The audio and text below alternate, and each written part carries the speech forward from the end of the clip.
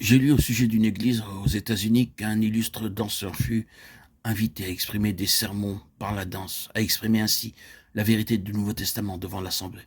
C'est pathétique, tragique et affreux. Mais dans un apparat de danseurs, les pieds nus, dansant devant une congrégation, il était censé exprimer par la danse la vérité du Nouveau Testament. Et cela en s'appuyant sur l'Écriture qui dit « danser devant l'Éternel » en 2 Samuel 6,16. Directement issu du monde théâtral et introduit dans ce qu'on appelle l'Église pour réaliser une telle chose. C'est peut-être un cas extrême, mais cela peut trouver une place dans le concept de garder la religion vivante et être considéré comme bon. Il s'agit d'une terrible et solennelle déviation de la vérité.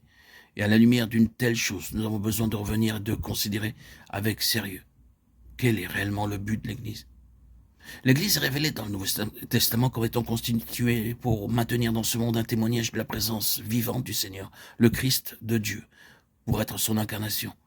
Rien de moins que cela et rien d'autre que cela ne justifie la continuation d'une chose qui porte le nom d'Église.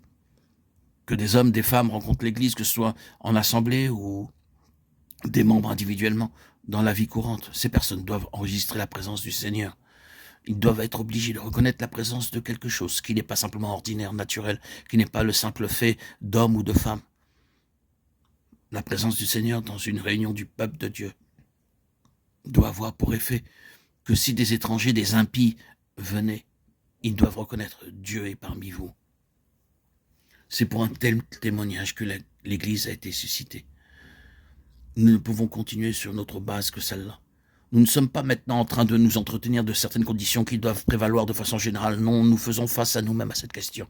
La seule chose qui justifiera notre existence ensemble, en tant que peuple de Dieu, et que l'unique trait suprême et prédominant parmi nous sera celui d'un témoignage de la présence du Seigneur par sa vie au milieu de nous. De telle sorte qu'il sera confessé. Dieu est au milieu de ces gens-là. Si nous avons perdu cela, nous avons tout perdu. Nous avons perdu notre vocation, nous avons perdu notre appel. Oh, que nous puissions voir ce que signifie « moi en eux ». Ainsi, nous avons le mystère de la nature divine qui fut manifesté en chair en Christ, perpétué maintenant dans les siens. Ce mystère est grand. Je dis cela par rapport à Christ et à l'Église.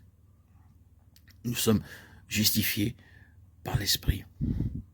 Que signifie cela? Quand le Seigneur Jésus-Christ fut-il justifié par l'Esprit? Car incontestablement cette parole se rapporte à lui en premier lieu. En quoi consiste sa justification par l'Esprit? Je pense que la réponse est celle-ci, sa résurrection. Je crois que la justification du Seigneur Jésus apparaît dans le fait que Dieu le ressuscitera d'entre les morts. Il peut y avoir un sens plus large, une explication plus générale, mais je crois qu'ici, nous avons le cœur même de cette justification. Et il eut lieu quand Dieu le releva d'entre les morts.